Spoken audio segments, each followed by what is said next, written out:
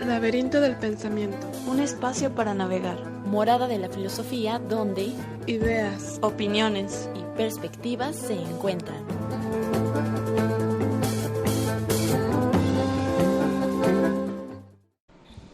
Bienvenidos al Laberinto del Pensamiento, un espacio para navegar. El día de hoy estamos aquí, Cintia Santana y Yasmín Vargas. Agradecemos a Jacobo Monraz por ayudarnos en los controles, a Amate Editorial y a La Rueda Cartonera por hacer posible este programa. Bueno, hoy vamos a estar regalando un libro de Daniel Ben-Said, este activista y autor de Cambiar el Mundo, que es el que vamos a regalar hoy. Pueden anotarse escribiendo su nombre completo durante la transmisión en vivo que estamos haciendo en Facebook. Nos pueden encontrar como Laberinto del Pensamiento o también en una publicación que acabamos de subir en la misma página. También, ya que estamos en las redes sociales, nos pueden encontrar en Instagram y en YouTube con el mismo nombre, Laberinto del Pensamiento, y en Twitter como lab-pensamiento. Y bueno, el día de hoy vamos a hablar de nuestra amada Guadalajara, de su historia, fundación. Si ustedes saben datos curiosos de Guadalajara que nos quieran compartir o algo, o un pensamiento de Guadalajara, saben que nos pueden escribir en la transmisión en vivo y los leemos aquí en vivo. Y para hablar del tema, hoy tenemos a nuestro buen invitado, Carlos Loza.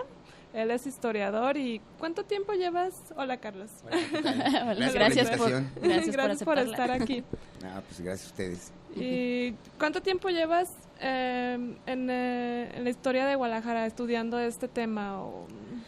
Desde la universidad, sí, desde que ingresé prácticamente a primer semestre, pues comencé a meterme poco a poco en la historia de la ciudad, dado que los profesores, los maestros pues que me impartían clases, uh-huh, independientemente que me dieran historia de América Latina, de prehistoria, pues todos eran de aquí. Uh-huh. Y básicamente su objeto de estudio era Guadalajara, su región, Jalisco. Entonces, con todo y que hablábamos de otras cosas, siempre terminaba derivando en nuestra región. Y desde entonces surgió el interés. Qué padre que pues siempre en tus clases hubo presentes esas raíces, ¿no? De dónde perteneces. Y sí, nunca se perdió ese foco originario que, bueno, de mi experiencia en filosofía, que empezamos con la historia en Europa, la historia de la filosofía. Entonces ahí sí se corre el riesgo de perder el foco de cuáles son tus raíces. Y ya terminas pensando un pensamiento de otro país. Pero qué padre que te pusiste a investigar la historia de donde naciste, ¿verdad? Sí, es que la filosofía pues es atemporal, ¿no? Entonces sí, trata problemas universales, ¿no? Y pues la historia, ¿no? La historia tiene un tiempo, tiene un espacio en específico. Entonces, ahora sí que depende del gusto de cada quien. Entonces, a mí me nació el gusto por estudiar la ciudad, en especial la primera vez que fui a Guanajuato, ¿sí? Me gustó mucho Guanajuato. Y yo veía su arquitectura y yo pensaba, ¿por qué en Guadalajara no hay cosas así? Y no, sí hay. Sí. Lo que pasa es que a veces estamos tan acostumbrados al trajín de la vida cotidiana, uh-huh, que pasas por ciertos edificios, los ves, pero no los observas, no los aprecias. Entonces es como algo tan cotidiano que uno no se pregunta de dónde salió, no se detiene a apreciar su belleza, ¿sí? Y a partir de ese viaje a Guanajuato, cambió mi perspectiva de la ciudad. Comencé a fijarme más en ciertas casas, en ciertos edificios, y así fue naciendo la cosquillita. Y posteriormente ya ingresé a la universidad, a la carrera de historia, y pues más me llamó la atención. ¿Sí? Excelente. Sí, luego, bueno, como decía Yasmín, en filosofía sí se va perdiendo todo eso porque todo está enfocado como en los filósofos europeos, y sí hay materias como de filosofía latinoamericana o filósofos mexicanos, pero todo es así como...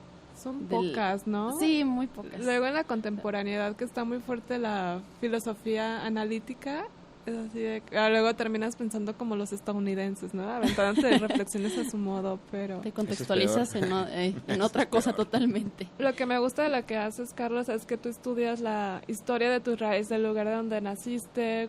Mira, este viaje a Guanajuato te regresó, ¿no? A tus raíces.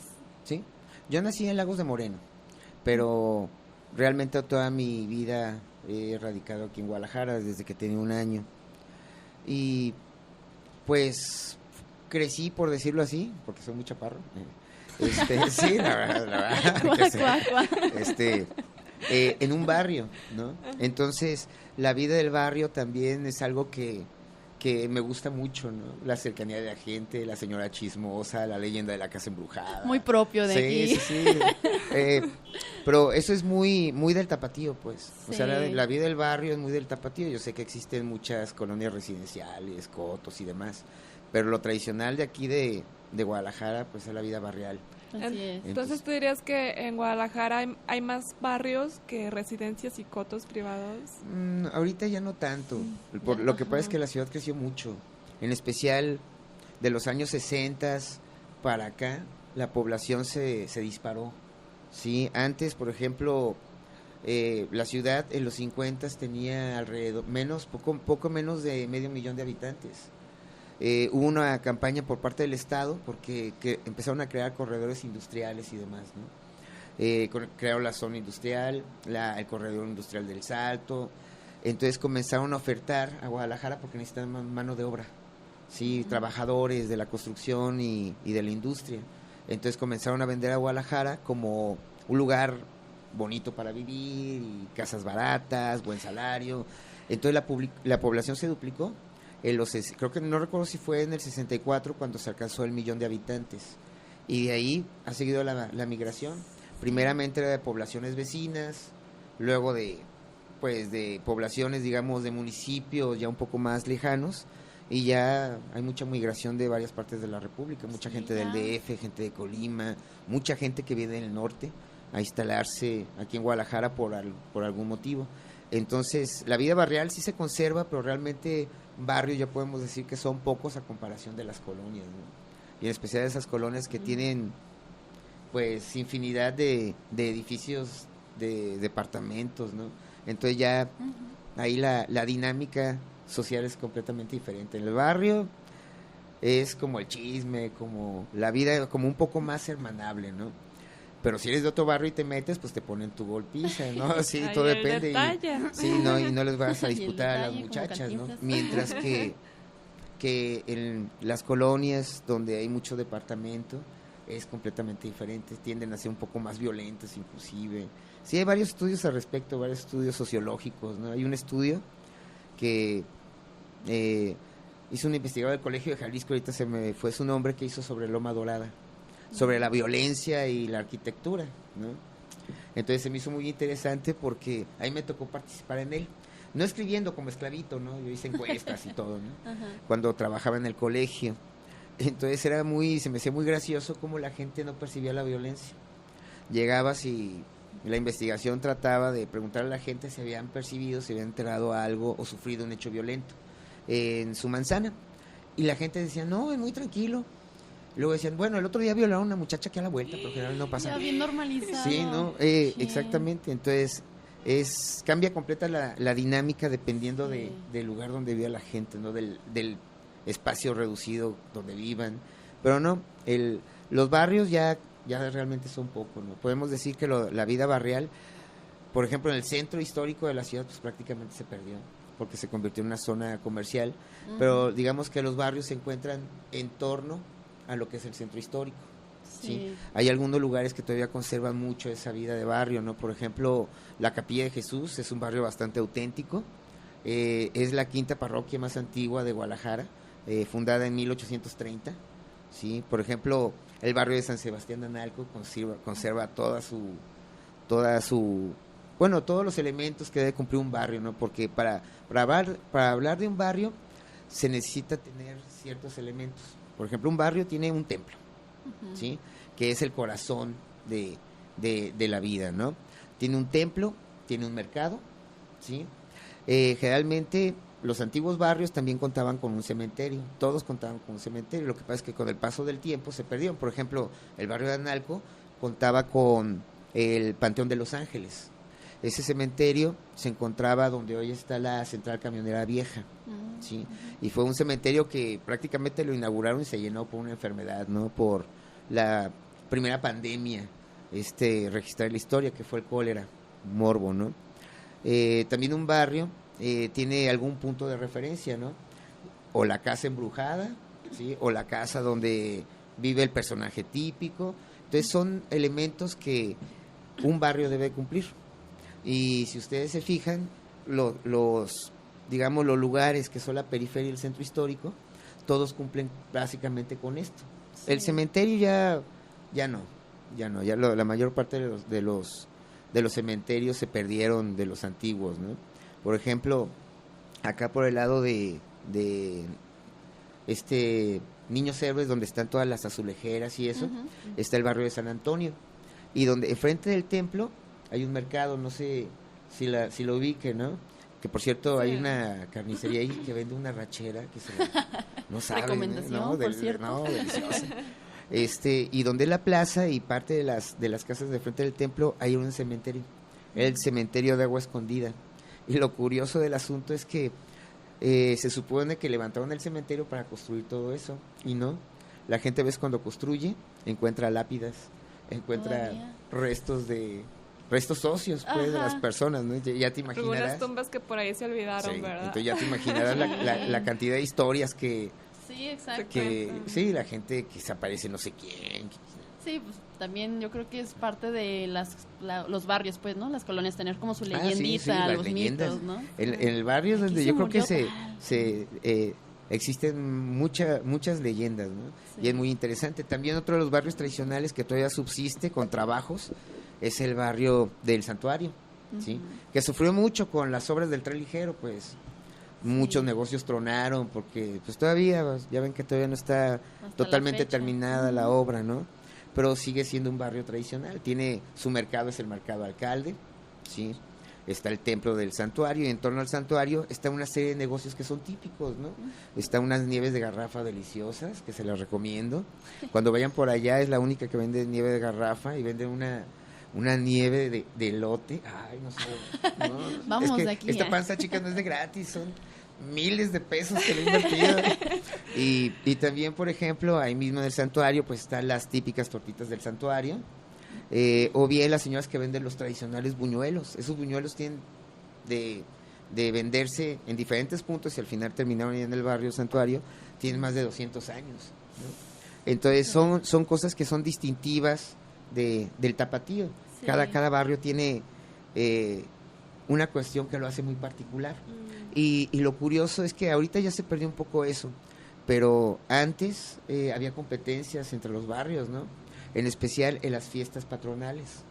Entonces, cuando era el Día de la Virgen de Guadalupe, no, pues gran pachanga en el santuario.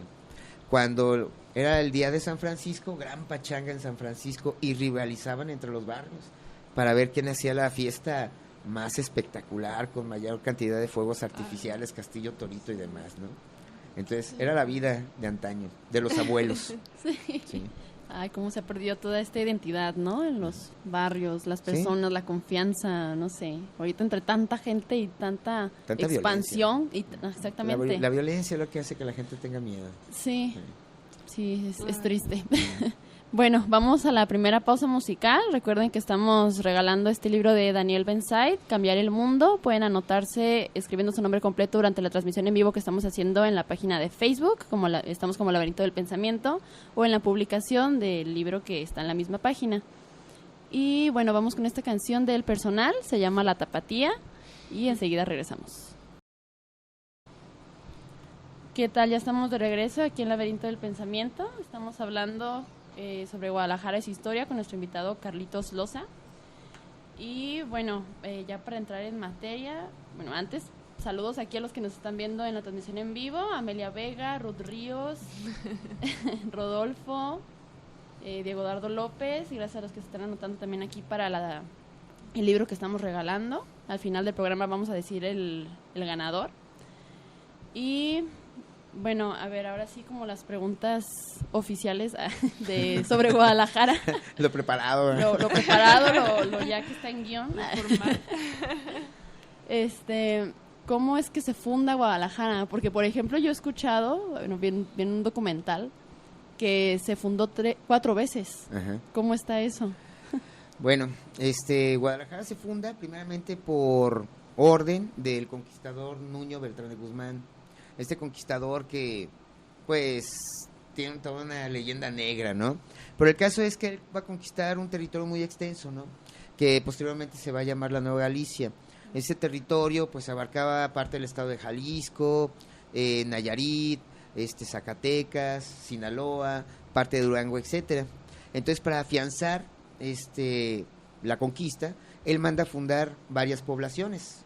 La fundación, por ejemplo, más norteña que ordenó fue San Miguel Culiacán, ¿sí? Que no es el actual Culiacán, así como Guadalajara fue una ciudad que se movió en varias ocasiones, también Culiacán. De hecho, todas las fundaciones que hizo Nuño Guzmán, todas terminaron por trasladarse, por diferentes motivos. Se trasladaban en especial porque los indígenas de la región eran muy bravos, entonces constantemente estaban atacando pues a los colonos, ¿no?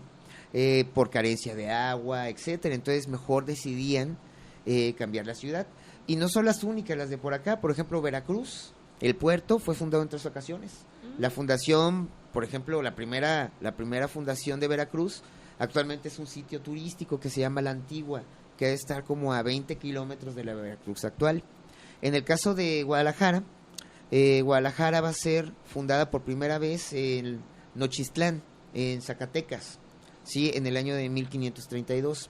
Y ojo, la gente de Nochistlán de Zacatecas actual dice que esa es la fundación. La verdad es que no. Sí, eso hasta es pueblo mágico cada y quien todo, se ¿no? apropia, ¿no? Pero la verdad es que no fue la primera Guadalajara. Cerca de ahí se localizó un asentamiento que posiblemente fue la primera Guadalajara, pero no hay una certeza, ¿sale? Porque la Guadalajara en Nochistlán se abandonó, o sea, no puede ser la misma población actual, ¿no? Y la abandonan, en especial por el ataque constante de los indígenas cascanes y la falta de agua. El agua es primordial para todo, ¿no?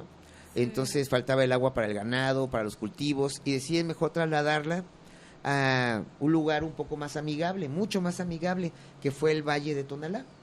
Tonalá ya había sido reducido por los españoles, ya había sido conquistado, ya eran cuatitos, había mucha agua, mucha madera, lo necesario para poder hacer una fundación.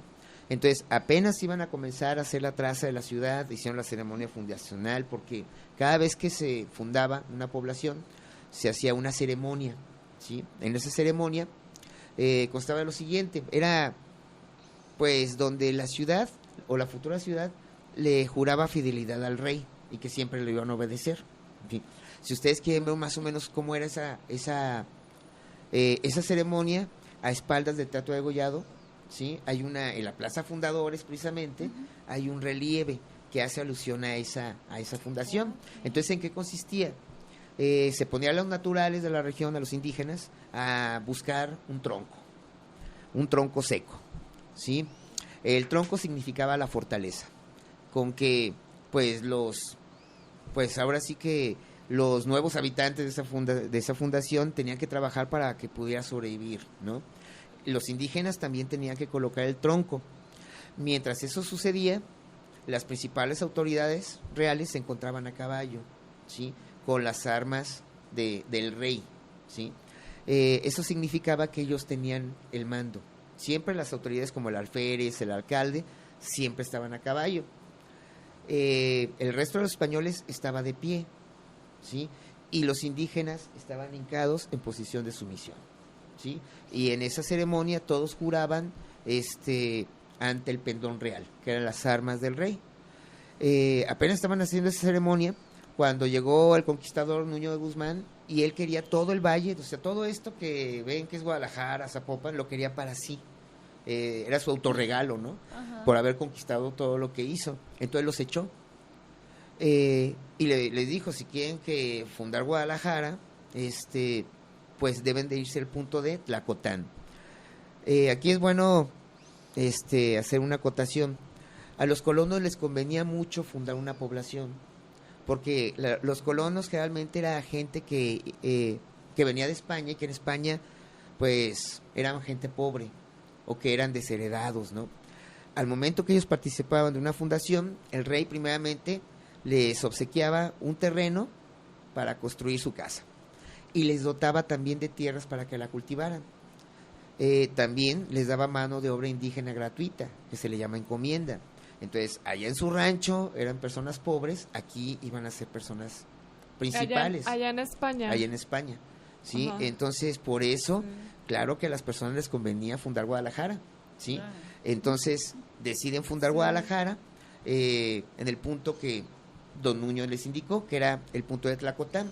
Si quieren ubicar más o menos dónde estaba esa fundación, agarren toda la calzada de Independencia rumbo a la Barranca y van a llegar al CUAT, ¿no? A la Escuela de Diseño de la UDG. Del otro lado, más o menos, por ese punto, por ahí más o menos se piensa que estuvo Tlacotán. Y ahí la ciudad va a durar 6 años. Va a durar solo 6 años porque en 1541 va a haber una gran sublevación indígena, conocida como la Rebelión del Mixtón. Un indígena de nombre Tenamaxtli subleva un montón de indígenas y fue tan tremenda esa sublevación que puso a tambalear toda la conquista española, inclusive la de la Nueva España, la de Cortés, ¿no? Tuvo que venir el mismo virrey Antonio de Mendoza con 50,000 personas, un ejército enorme, compuesto de españoles e indígenas aliados, para acabar con esa sublevación. En el marco de esa sublevación hubo un ataque a Tlacotán, y la ciudad sobrevivió, la verdad, de puro milagro. Ellos dicen que fue una gran victoria, pero la verdad salieron corriendo de aquí. Salieron corriendo y es cuando se vienen de nueva cuenta al Valle de Atemajac y pues deciden desobedecer a Guzmán y buscan un punto donde fundar la ciudad. Entonces había varios puntos que les agradaban. Uno era Atemajac del Valle, no sé si lo ubican allá por el dermatológico. Otros decían que el mejor lugar era Toluquilla, por este lado del periférico, ahí por el Iteso. Y otros decían que el lugar ideal era a espaldas del Teatro de Gollado. Los hombres estaban debatiendo y después de un rato Beatriz Hernández, que es una heroína para nosotros, una española, es heroína porque es una mujer muy brava, ruda. Durante el ataque a Tlacotán, a todas las mujeres las metieron en un edificio para protegerlas y 2 indígenas se metieron con el propósito de asesinarlas, ¿no? Y Beatriz tomó una espada y en cuanto llegó el primero de una espada lo decapita. O sea, de un solo tajazo. Y al otro le encajó la espada de la paz, se los echó. Entonces era muy brava esa mujer, o sea, era tremenda. Mira, desde ahí empieza este espíritu feminista de sublevación. No, pues era ruda ella. Entonces, en esa discusión, porque en ese tipo de discusiones las mujeres no tenían ni voz ni voto, eran las costumbres de aquel tiempo.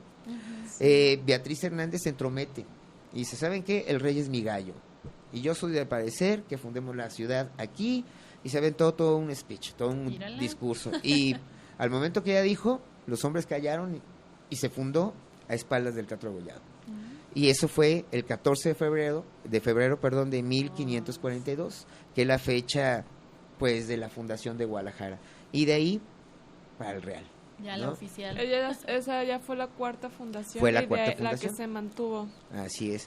Sí. Y hay que pensar Guadalajara en aquel tiempo como lo que fue, ¿eh? Que siempre, cuando hablamos de Guadalajara, pensamos en la gran ciudad. Y no, era Guadalajara a principios del siglo XVII, 1600, era un pueblito, era una ranchería, ¿sí?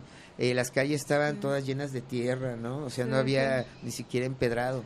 La gente tenía fuera de sus casas corralitos. Sí. Si dejabas abierta tu casa, se podía meter hasta un coyote. Era una ciudad muy pequeña, era una población bastante pobre. Entonces hay que darle el real valor a la gente que fundó Guadalajara y que la mantuvo, porque fueron generaciones y generaciones de gente que trabajó para levantar esta ciudad, ¿sí? Para crear los monumentos que tenemos. Por eso a mí me da mucho coraje que de repente llegue algún chavillo maldoso y ande plaqueando el Teatro de Gollado o como tienen ahorita el Templo Expiatorio. La verdad a mí se me ofende, ¿sí?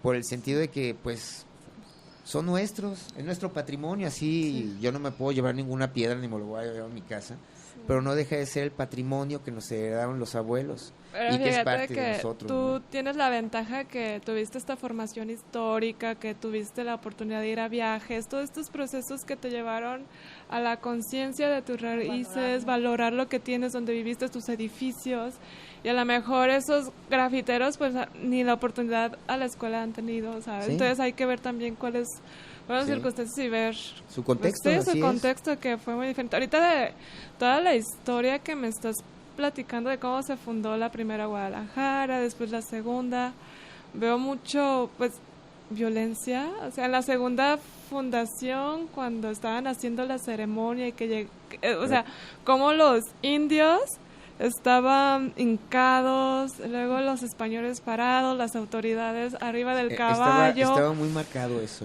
muy Sí. marcado. sí. Estos españoles que estaban haciendo, bueno, ¿eran españoles los que estaban haciendo la ceremonia? Sí, todo eso era dirigido por los Sí. españoles y la ceremonia Sí. estaba establecida, Y- estaba como sí. legislada, se tiene que hacer así. Y después llegó Nuño Guzmán, otro español, Otro y español, desplazó a los mismos a españoles. los mismos españoles porque quería Sí. todo el Valle de Temajac para él Para solo. él. Así como Hernán Cortés, después de su conquista, el rey lo premia con todo Oaxaca prácticamente, con todo el Valle de Oaxaca.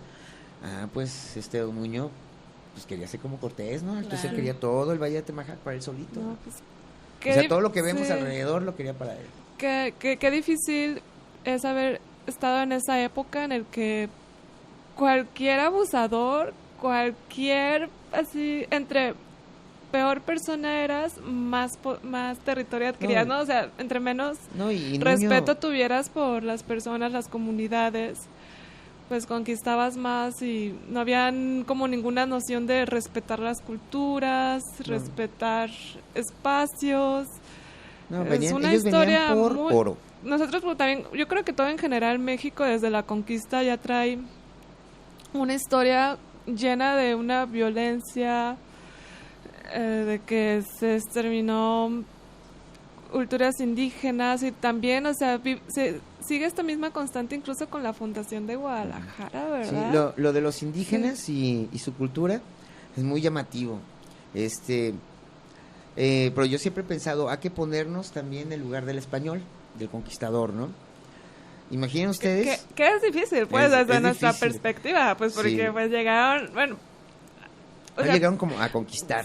o sea, está difícil, yo reconozco, como, o sea, como ahorita en este punto histórico decir, bueno, ¿cuál es mi identidad? Mis raíces son indígenas, mis raíces son españolas, ¿qué soy? O sea, cuando Eres mestiza. cuando veo la Sí. historia, híjole, pues, siento terrible por lo que vivieron los indígenas, lo que siguen viviendo.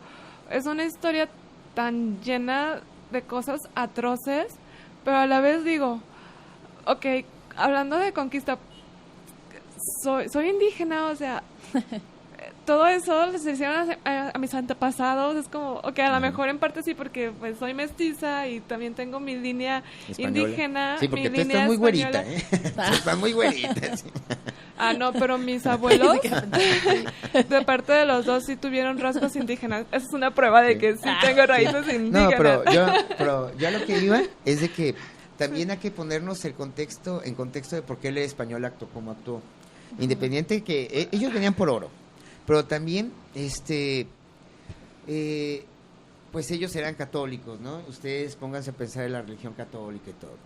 Y de repente ellos llegan a una pirámide, la suben y en la parte superior se encuentran pues las figuras de los dioses, por ejemplo, aztecas o mexicas, que es lo mismo, ¿no? Figuras compuestas de serpientes y calaveras, ¿no? Se encuentra un altar de los sacrificios ensangrentado y se encuentran con el sacrificio humano. Entonces, cuando ellos vieron eso, les impactó muchísimo. Sí, pues sí. Y adivinen a quién le echaron la culpa. La religión de los Al indígenas. diablo. Ándale. Al diablo. ¿Y vieron Ellos a los pensaban- indígenas como los diablos? No, pero a su religión sí.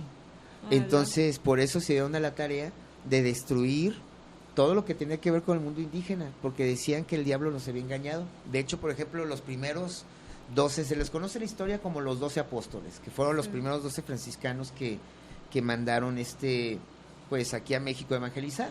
Y estuvieron allá, obviamente, por la zona de México, por Cuernavaca, ¿no?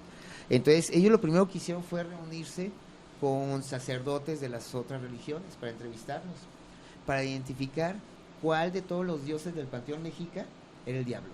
Pero Sí. fíjate de lo que tú me estás contando, sí, puedo entender que los españoles estaban muy metidos en su religión, en su ideología, pero fíjate el poder de una ideología hasta qué punto puede justificar la violencia y el exterminio de otra persona, Lo de estamos otra viviendo cultura. actualmente todavía. Cultura. Sí, entonces... ¿Sí? Entonces ellos pensaban que estaban luchando realmente contra Satanás, pues. Y por eso destruyeron cualquier cantidad de templos, de esculturas, códices. Por ejemplo, hay un misionero de apellido Landa, que allá en la región maya, en una ceremonia, se dice que quemó más de 3,000 códices, imagínate. Solo sobrevivieron a la conquista 4 códices mayas. Y en una ceremonia se quemó 3,000. Y ojo, no lo justifico, nada más lo que yo siempre he pensado es que para estudiar historia, pues uno debe entender el contexto del por qué hicieron las cosas, ponerse en el papel del otro para entenderlo. Entenderla más, no justificarla. Sí, exactamente, porque no sé, pues yo tampoco justifico todo lo que se ha hecho con los indígenas, ¿no? Y lo que se sigue haciendo hasta la fecha, el indígena siempre ha sido, pues, hecho a un lado, ¿no? Y en todas las etapas, ¿no? Imagínense, en tiempos del porfiriato. Todavía siguen cargando con este estigma de la conquista, ¿no? O sea, me imagino que en aquel entonces fueron conquistados, despojados de sus tierras, de todo su poder, de su cultura y todo. Y fue como una violación y un atentado contra su cultura tan fuerte que ya después de cientos de años seguimos viendo las consecuencias de esa conquista. No, y en especial cómo siempre se le ha atacado al indígena, ¿no? Te iba a comentar, en el porfiriato, don Porfirio vendió indígenas mayas como esclavos a Cuba, ¿sí? Y se supone que estaba abolida la esclavitud desde cuando menos, desde la Constitución de 1824 quedó abolida la esclavitud de manera... no te creas, fue en 1829 cuando se va a abolir la esclavitud aquí en México de manera parcial, y en la del 57 la Constitución quedó totalmente abolida, y sin embargo don Porfirio vendía a gente como esclavos, ¿no? Sí. Y para no ir más lejos, ¿no? ¿Cuántas personas de origen indígena no vemos aquí en San Juan de Dios prostituyéndose? Trata de todavía. Es un tipo de esclavitud, nada más que un nombre más elegantioso. Sí. ¿No? Pero es un tipo de esclavitud. Esclavitud moderna. Sí. Bueno, vamos al reto semanal. Este es el número 19 y esta vez preguntamos, ¿sabes algún dato curioso sobre la historia de Guadalajara? ¿Cuál es? Tuvimos aquí 2 respuestas. Rodolfo nos pone que huele a pura tierra mojada y que tiene el alma de provinciana, haciendo referencia a esta famosa canción de Guadalajara, Guadalajara, de Mariachi Vargas, ¿no? Sí, es de ellos originalmente. Y Vitruvio,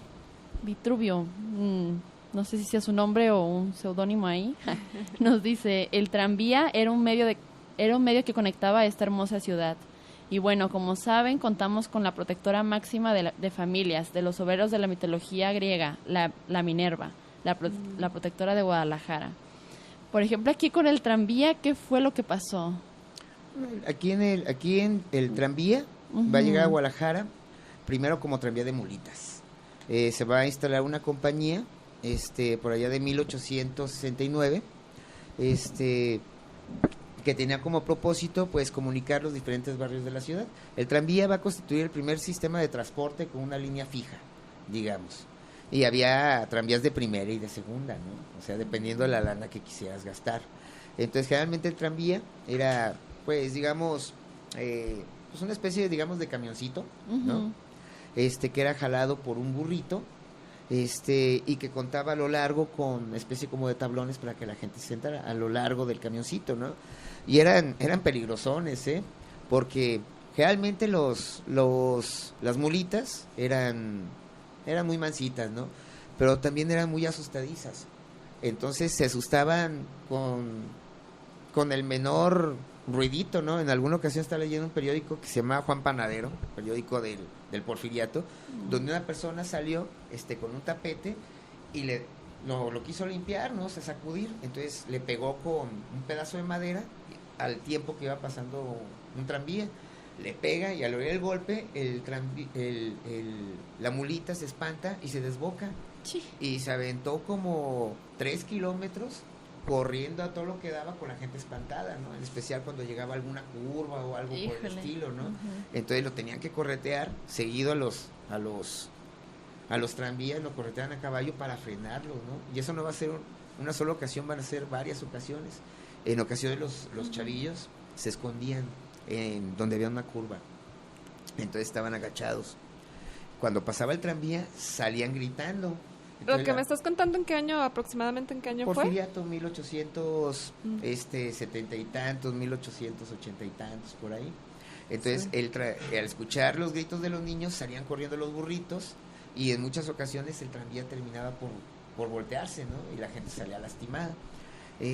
Posteriormente, va a llegar aquí a Guadalajara el tranvía eléctrico, ¿sí? Ya para finales del Porfiriato, 1807, si mi memoria no me falla. Entonces va a ser todo un suceso. Se va a inaugurar por el gobernador Miguel Ahumada, y el primer tranvía que va a salir de un costado del Palacio de Gobierno, ahí donde están los portalitos, ¿sí? Ahí había un lugar que se llamaba La Fama Italiana, que era un restaurante muy importante, ¿no? El mejor de su tiempo. Y de ahí salió el tranvía rumbo a lo que era Tlaquepaque. Y ese primer viaje de tranvía eléctrico va a terminar en el Paradero, no sé si lo ubican. El Paradero es más o menos donde está la escuela de la UDG, el campus de la UDG, ahí por Boulevard Tlaquepaque. ¿Se lo ubican? Más o menos enfrente hay unas instalaciones, creo que deportivas. Ahí el Paradero.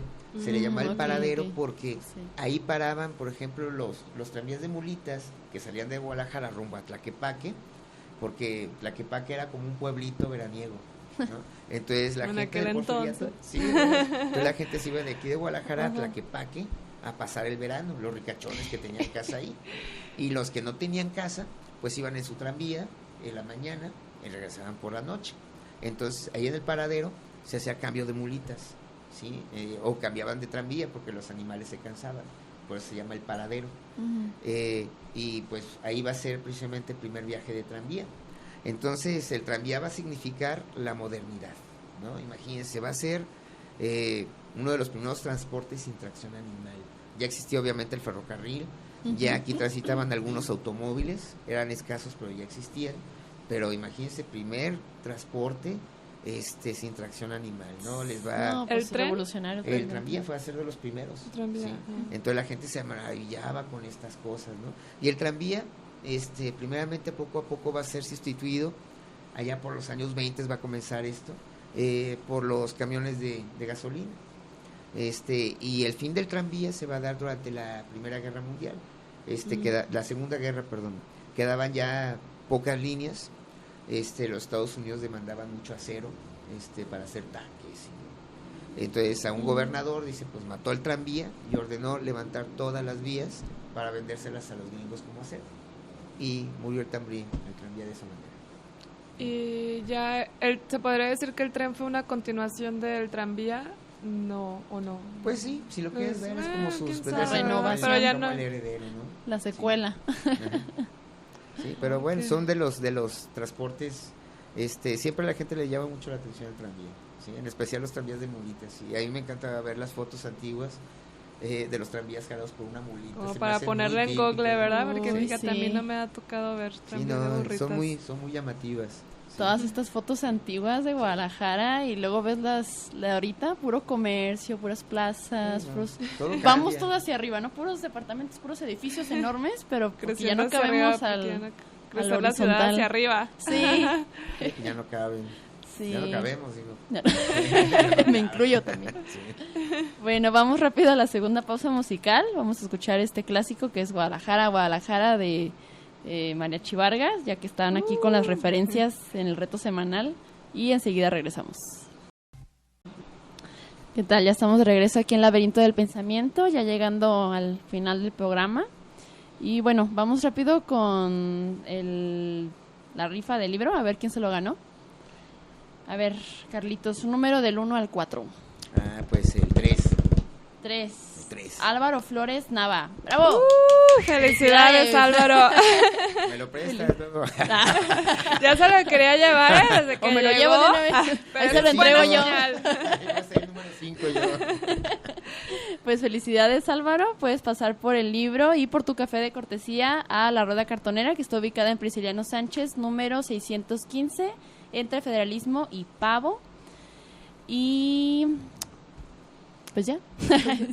Y pues bueno, antes de que de que me dejan No, un aún comercial. tenemos 10 minutitos. Un comercialito. Sí. En cuanto al libro ya. Bueno, me gustaría invitarlos a un ciclo de conferencias que estoy organizando. Se llama Ciclo de Conferencias Sucedió en Guadalajara, que consta de 8 conferencias.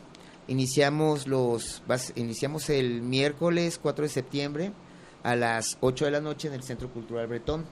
Entonces, el eje de las conferencias pues es Guadalajara y su región.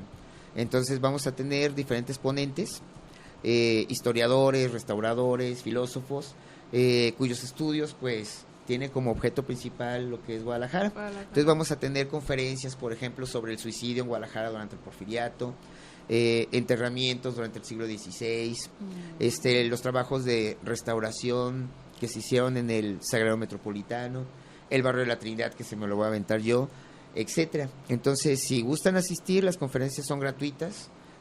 Lo único que nos pide el lugar es el consumo mínimo de una caguama, un café, un refresco, una cosa por el estilo. Entonces, si gustan asistir, la persona que cubra el 80% de sus asistencias, pues le vamos a extender un reconocimiento, sí, que les sirva para, si son maestros, pues para sus horas de capacitación malditas. Para llenar el currículo. Sí, se ve bonito, ya cuando es un puño, sí, a pantallas. Sí, la verdad, sí, está padre. Que sí hacen falta esas conferencias para conocer más de la historia de nuestra ciudad. Sí, vaya que sí. Irónicamente casi no sé sobre la historia de Guadalajara. Me he dado cuenta que, mira, como muchos datos. Las conferencias, pues sí, para que pues, vayas aquí Sí, totalmente. Es en miércoles 4 de septiembre en Café Bretón. ¿A qué hora? Es a las 8 de la noche.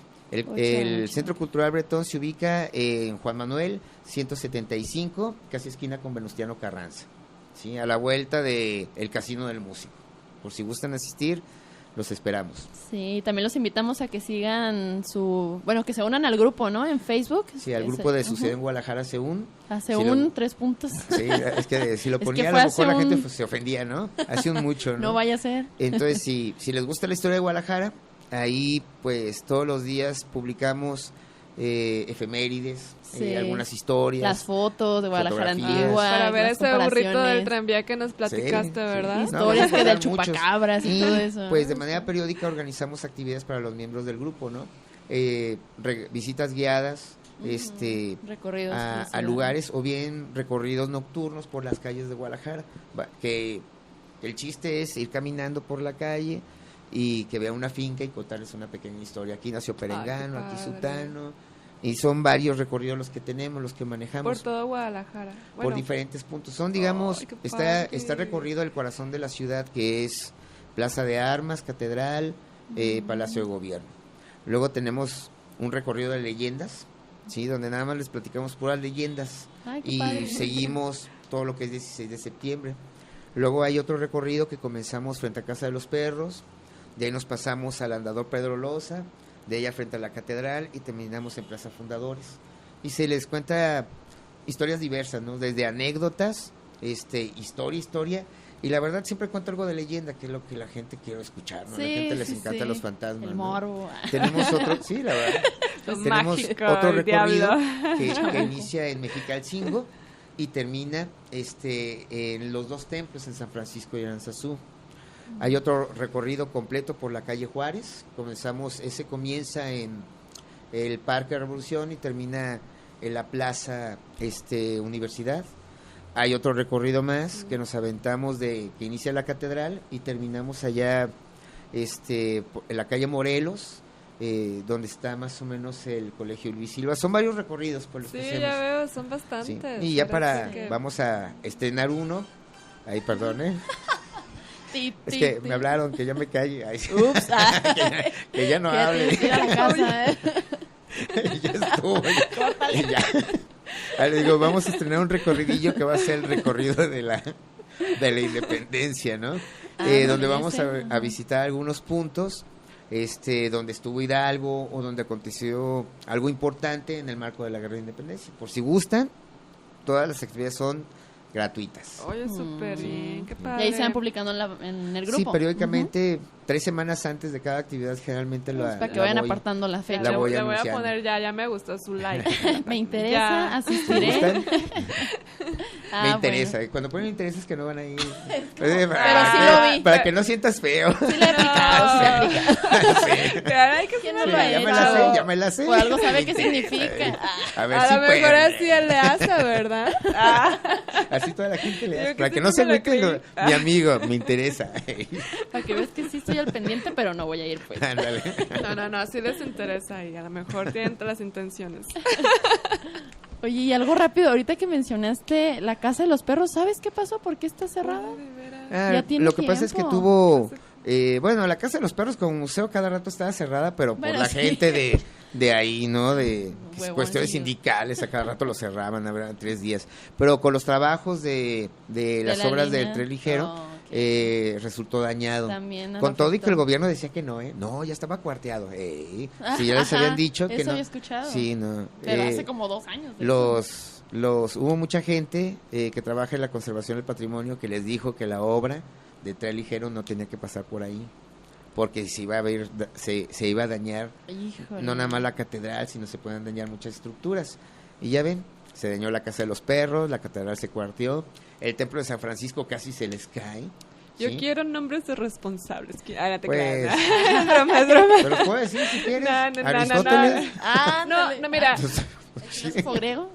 te voy a decir que no conozco mucho de la trayectoria de Aristóteles, pero cuando estuve he visto buenos trabajos, restauró varios mercados municipales, pues sí, se implementó el proyecto del tren ligero no tan adecuado. No, pero la ¿Había? casa de los perros. No No fue me nada. importan sus Es que no cosas fue nada buenas. adecuado. O sea, les O habían sea, dicho si que les advirtieron, en especial, por ejemplo, la catedral. La catedral es uno de los edificios más antiguos de aquí de la ciudad, ¿no? Sí. Y ha sufrido mucho daño, en especial ¿En por serio? Y aparte de que sismos, tiene sus por túneles, pues, sí, ¿no? y Subterráneos. en especial las cúpulas, las torres siempre han sido muy dañadas. Históricamente aquí en Guadalajara tiembla mucho. Lo que pasa es que no lo percibimos, porque pues, la vida a veces es muy corta, pero ha habido temporadas de temblores tremendas. Por ejemplo, en 1875 inició una serie de temblores que duraron 2 meses. Entonces temblaba casi todos los días y hasta 4 o 5 sismos. Entonces, pues toda la Guadalajara de aquel tiempo estaba apuntalada. Claro. Y vamos a tener otra temporada de temblores en 1912 y fueron 6 meses de temblores. Entonces, los edificios han aguantado mucho.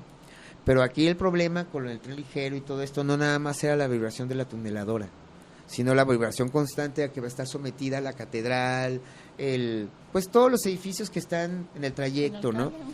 Que son los que temen que los puedan dañar. La cúpula, las cúpulas a cada rato le están arreglando porque pues se requiere ese trabajo. Y ahora con las vibraciones que va a sufrir del paso vehicular que hay del desnivel de Hidalgo, más el que va a pasar del tren ligero, eso va a provocar mucha vibración y es lo que puede dañar a la larga el inmueble. Y por eso le decían, por ahí no, pero son tercos. Pero ahí van. Pues son Disfruten su tercos. catedral, Porque esto Sí, apunta ¿no? a algo no tan No, es que de positivo veras, en un ese futuro. ese es el problema. De hecho, cuando llegaba la tuneladora, decían, yo no quiero saber qué es lo que va a pasar, y las tenían muy bien apuntaladas hasta eso. Pero sí sufrió cuarteaduras. Y uno de los encargados de la tuneladora, creo que era un portugués, decía, fue una cuarteadita. Una cuarteadita. Ay, Oye, es Claro, el no es tu edificio... catedral, No, ¿verdad? exactamente, es el edificio representativo de Guadalajara, una cuarteadita. Me dan ganas de agarrarlo a patadas. Fue una conferencia que fui. Pura Es que paz, sí, es pura que, paz Es que aquí. me cayó gordo. No recuerdo cómo se llama, pero la verdad sí me cayó muy mal. Fíjate una que- cuarteadita. Me acaban... No sé si nos quedan minutitos o ya, para evitar minutitos. este chisme del tren. Mejor no, ya, es muy largo. Brevemente. Está bien, échatelo. échatelo. Ay, bueno, ahora sí. En un minuto. Ahí Bueno, entonces- en un Uber me estaba contando un señor que para el proyecto del tren ligero había varios candidatos para llevarlo a cabo. Uno los españoles y los japoneses. Y que los japoneses pedían menos presupuesto y que les proponían aquí a México que el tren ligero no iba a bloquear ninguna calle y el español era con mayor presupuesto, se iban a bloquear calles y pues ahora que hay deficiencias en los terminados de las columnas y porque le faltó unos centímetros a esas columnas y que ahora hay que arreglarlas. Y aquí es la pregunta, ¿pero por qué si la propuesta de Japón era tan atractiva y tan conveniente, porque se optó por la otra, ¿sabes? ¿El moche? Ya nos metemos en cosas de política. Ay, esos Ubers. Si no quieres que hablemos, mejor no. Solo dejamos la pregunta al aire. Ay, sí. Queda Yo en la digo reflexión de cada que quien. el responsable que tomó la última decisión del asunto, bueno, siempre son varios, ¿verdad? Que sus familias sean las que inauguren el tren ligero, que sean las primeras que se suban a esas columnas. Pues sí, ¿no? Si decidieron adecuadamente, como ellos dicen, pues que nos lo demuestren con la confianza de que van a subir a sus familiares a ese tren ligero, ¿no? Ahí ya, stop. Tranquila, Yasmin, que tranquila. van a viajar un mes completo. Un mes completo y gratis. Si no pasa nada, la ya. garantía de un año, nomás ustedes y ya después vemos si nosotros nos animamos, ¿sabes? Bueno, pues rápidamente algunas recomendaciones de libros, documentales sobre Pues Guadalajara. de libros de historia hay muchos que uno puede leer, ¿no? Ahora sí que depende del gusto de cada quien, ¿no? Por ejemplo, de Historia de México, hay un libro general de Historia de México que me gusta mucho. Aunque el libro es muy mocho, ¿no? La verdad es demasiado mocho. Se llama México, Tierra de Volcanes, pero a mí se me hace un excelente texto. Pues, así como lectura obligada de cualquier historiador, esté o no de acuerdo.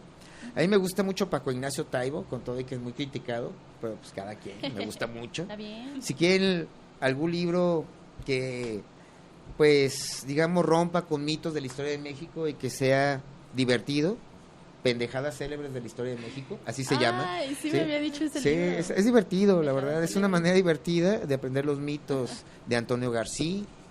De aquí de Guadalajara, pues hay varios textos, la verdad, aunque los mejores ya no se editan. Lo que pasa es que a mí de libros de Guadalajara, por ejemplo, me gustan mucho los cronistas. Y hay un pleito entre los cronistas y los historiadores, ¿no? Los historiadores no quieren de los cronistas que porque no tienen rigor científico, pero están chidos, la verdad, ¿no? Cuentan de una forma amena. Muy amena, divertida. y muchos de ellos cuentan lo que vieron, ¿no? Entonces yo les puedo recomendar de cronistas, que es lo que a mí me agrada mucho. De hecho, yo no me digo historiador, yo me digo cronista más bien. Yo soy más bien de ellos. A mí me gustan mucho los textos de Francisco John Sester. Ya no se editan, pero los pueden encontrar en libros usados. Por ejemplo, está el Paseo Filipense, que se me hace una chulada de ese libro. yo lo tengo. A mí me gusta mucho, Filipense. y aparte yo admiraba mucho a John. A John fue mi maestro en la universidad. Entonces yo siempre he dicho, el día que yo me muera, yo quiero ser la cuarta parte que fue él como maestro, ¿no? Y también de conocimiento, o sea, y moriría feliz, y presumiendo, yo fui la cuarta parte de este gordito, ¿no? Sí, no, la verdad sería una persona muy feliz, ¿no? Entonces les puedo recomendar a él Guadalajara de Indias, de Trinidad Laris, que es un libro que es difícil de encontrar, pero con un poco de suerte los seminuevos por ahí se los van a encontrar. Pues infinidad, ¿no? Arturo Chávez Geijo, que también es otro cronista. Y si quieren algo serio de historia de Jalisco, pues los libros de José María Muriá, ¿no? Que es muy, muy criticado Muriá, pero tiene su mérito y sus textos valen la pena, ¿no? O bien textos de un libro que a mí me gusta mucho, ya serio, científico, La oligarquía de Guadalajara, se me hace de los mejores libros que se han escrito de historia en este estado en los últimos 20 años, por ejemplo. No sé, muchos. No, pues ahí Sí, está bastante. todo el paquetaxo de libros todo sobre el año México, van a Guadalajara. Sí, exactamente. Pues muchas gracias por Gracias por la acompañarnos. invitación y espero que les haya agradado mi palabrería. Ay, nos encantó. Que faltaron muchas cosas, porque pues leyendas y mitos y bueno, tantas cosas que han pasado actualmente, ¿no? Pero bueno, pues muchas gracias a Carlitos Loza, que nos acompañó hoy.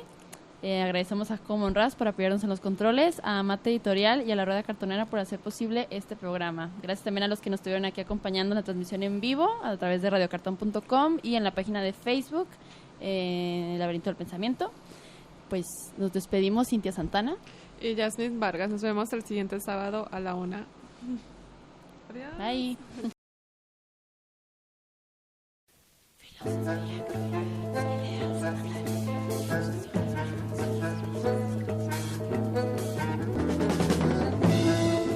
Laberinto del pensamiento.